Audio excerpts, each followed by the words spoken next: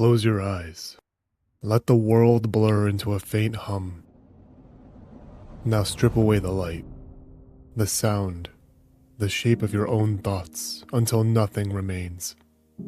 No memory, no heartbeat, not even darkness. That is not simply emptiness. It's the absence of everything. A void where there is no one left to notice the void. For most people, this concept triggers a primal chill, the fear of eternal nothingness. Yet, we're here, existing, trying to make sense of a reality that feels tangible. You can tap a table, recall last night's dream, or talk to a friend. But deep down, an unsettling question lingers. What if one day you fade into oblivion? Not a peaceful rest, but a total erasure, where neither joy nor sorrow can manifest, because there is no you left to feel anything. Humans have struggled with this fear for millennia, painting comforting afterlives or inventing elaborate rituals, all to escape the cold possibility that death is truly the end. Our fear of nothingness is, in many ways, the fear of losing ourselves in a cosmic blank. Why does the void unnerve us so profoundly? Part of it is that we can't fully visualize non-existence. We try to imagine being dead, but we end up picturing a vantage point, some ghostly observer or a silent perspective, still watching time pass. That's impossible though. If you are gone, you can't observe anything. Religions have tried to fill the gap with notions of souls or reincarnation, providing comfort that consciousness persists somehow. Yet as neuroscience advances, many scientists see the brain as the complete generator of experience, implying that once its functions stop, so does the show. So either we find solace in spiritual narratives, or we face the unnerving idea that we simply vanish. That contradiction, a brain-based self versus an immortal spirit, sits at the heart of the nothingness debate. But personal oblivion is just one piece of the puzzle. Let's talk about the universe itself. Scientists warn that cosmic endgames might overshadow our individual fates.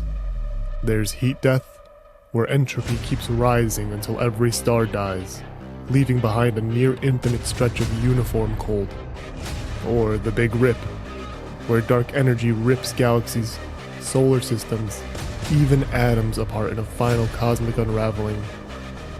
Then there's vacuum decay, a random quantum event that can transform everything into a lower energy state at the speed of light. An annihilation bubble that spares nothing. These scenarios differ in detail, but each converges on a single outcome. A future where no structure remains, no warmth, no life. Just an infinite expanse that might as well be nothing. In short, we're sandwiched between personal doom and cosmic doom. But that does not necessarily reduce our time here to meaninglessness. The tension emerges. Is fleeting existence precious because it ends? Or does the inevitability of an end drain all significance? Philosophers have wrestled with this tension for centuries. Some claiming life is more beautiful precisely because it's ephemeral. Others insisting it's a tragic cosmic accident. Meanwhile, astrophysicists examine distant galaxies, searching for clues about the universe's ultimate fate, while AI algorithms scan cosmic background radiation for signs that the laws of physics might shift. If everything is ultimately headed toward eternal nothingness, how should we live now? Yet a radical idea. Could advanced AI help us sidestep cosmic oblivion? Some dream of uploading consciousness into machines, ensuring our minds endure, even if our bodies decay. But even the most optimistic transhumanists admit that if the entire cosmos dies, these digital forms also succumb to the universal hush. Then, there's the possibility that we, or our AI creations, find a way to escape our universe, branching into higher dimensions or parallel realities. The speculation feels almost mythical, but it also hints at a desperate longing to avoid the final quiet. At least then, we wouldn't just fade out of existence, swallowed by cosmic silence. On a more personal level, consider the effect of grasping our own nothingness. Some people find liberation if you accept that you only get one ephemeral life. Maybe you start living more boldly, cherishing each moment. Others spiral into anxiety, haunted by mortality. Strangely, the Stoics suggested we reflect on death daily, not to brood, but to ground ourselves in the fragile beauty of being alive right now. Meanwhile, existential therapists say facing the void can prompt self-discovery. If there's no cosmic script guaranteeing meaning, we must create meaning ourselves. That creative defiance might be the height of human resilience. Yet, what if we are already in a sort of nothingness, just disguised? The philosopher might argue that consciousness is but a fleeting ripple in a sea of emptiness, or that time is an illusion, and we are effectively re-experiencing the same moment over and over. Some neuroscientists even propose that free will could be illusory. If your brain is an electrochemical machine following set patterns, then your sense of agency might be a story you tell yourself. If so, is your life an elaborate projection of experiences that vanish the moment your neural circuitry switches off?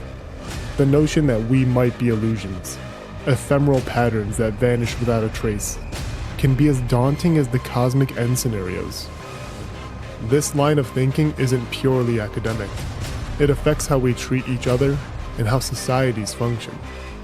If we believe in a future oblivion, do we become reckless, focusing on short-term gains? Or do we band together, trying to ensure that while we're here, we reduce suffering and enhance joy? Some environmental activists use the argument that we only have this planet, this finite window of life. So let's safeguard it from climate collapse.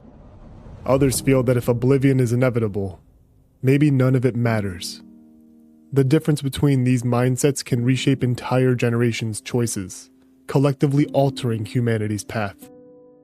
Now, about that suspicion we might not even exist in the way we assume, or that advanced AI might figure out how to outlive the cosmic end, these threads merge into a bigger question.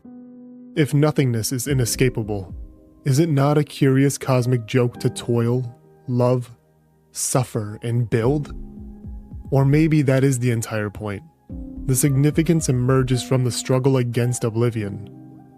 Existence is the fragile spark in an ocean of darkness, a single candle in a boundless void. That candle might burn out soon, or maybe we'll discover a method to carry the flame for eons. Both scenarios add an emotional charge to the concept of eternal nothingness. Finally, we reach the heart of the matter. How do we walk forward with this knowledge? One path is to bury our heads in routine and never gaze at the void. Another path is to get lost in existential despair, feeling overshadowed by doom. But there's also a middle way, using the awareness of nothingness to kindle a fierce appreciation for every breath, every relationship, every small victory. The realization that everything ends doesn't have to paralyze us. It can focus us, clarifying what matters.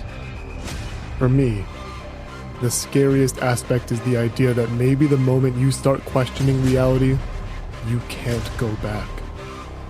Once you wonder if your memories are illusions, or if the universe is on a countdown to oblivion, a subtle shift occurs in how you view your daily life. You see a glass of water differently. It's not just water, but a fleeting arrangement of molecules in a cosmos doomed to fade. Yet that fleeting arrangement is also miraculous, existing against astronomical odds. The tension between these extremes, hope versus despair, wonder versus dread, creates a strange, bittersweet taste that might just be what being alive is all about. So where does that leave us? On one hand, the inevitability of eternal nothingness, personal or universal, looms large. On the other hand, that very inevitability can motivate us to be kinder, more curious, more daring in how we spend our precious hours. Maybe we can't stop the cosmic clock from winding down. Maybe we can't cheat death or freeze time. But in acknowledging the end, we also recognize our capacity to find or forge meaning within these fleeting instants. As we part ways, I invite you to reflect on how you personally deal with the notion of ultimate emptiness. Does it scare you? Empower you? Or do you hold on to faith in something beyond the material? Because one day, our sun will die, the stars will fade, and memory itself might dissolve into cosmic oblivion.